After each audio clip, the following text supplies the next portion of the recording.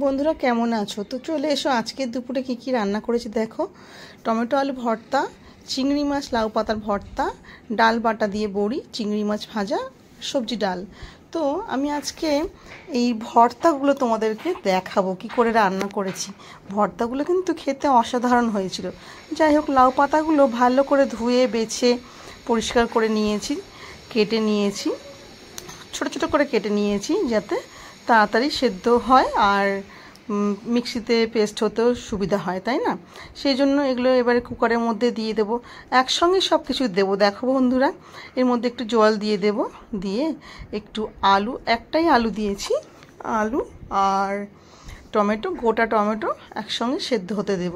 দুটো একসঙ্গে তাহলে সেদ্ধ হয়ে গেলে দুটোর ভর্তা আলাদা আলাদা করে তাড়াতাড়ি করে রান্না করা যাবে। এদিকে পেঁয়াজ, কাঁচা লঙ্কা আর রসুন নিয়েছি, কেটে নিয়েছি। এগুলো একটু ভালো করে কড়াই নেড়ে চেড়ে নেব, ভেজে নেব, কাঁচা গন্ধটা যাতে চলে যায়। তো একটু লাল লাল করেই ভেজে নিতে হবে ভালো করে। আর এই দুপুরবেলায় অত কিছু লাগে না, একটু ভর্তা হলেই এক থালা ভাত খাওয়া হয়ে যায় কিন্তু, তাই না? ওদিকে ভাজা হতে হতে আমার সেদ্ধ হয়ে গেছে, সেই জন্য আলু আর টমেটোটা একটু আলাদা করে নিচ্ছি, না হলে ওটা তো আলাদা করে মাখা করব আর এটা আলাদা, তো সেই জন্য ওটা আলাদা করে তুলে নিচ্ছি। আর পাতাগুলো থেকে জল ঝরিয়ে নেব। আর টমেটোটা খুব গরম বলে সেই জন্য এইভাবে ছাড়িয়ে নিচ্ছি।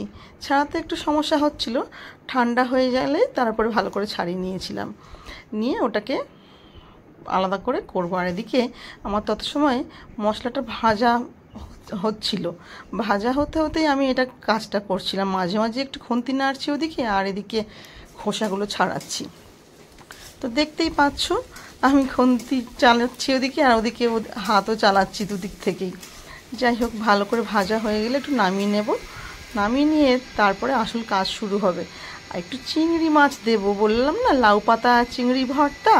চিংড়ি মাছটা সম্পূর্ণটা ভেজে নিলাম, কিন্তু সম্পূর্ণটা আমি দেব না, কিছুটা চিংড়ি ভাজা খাবে আমার ছোটো মেয়ে, ওই জন্য আলাদা করে রেখে দিয়েছি, আর কিছুটা চিংড়ি দেব। তো সেই কারণেই দেবো বলতে, লাউ পাতার মধ্যে লাউ পাতাগুলো সব ভালো করে জল ঝরিয়ে নিয়েছি। এবারে সব কিছু মিক্সিং জারে দিচ্ছি।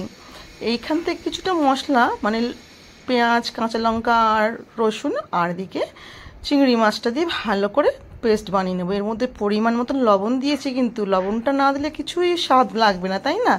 লবণ না দিলে সত্যি লবণটা এমনই জিনিস।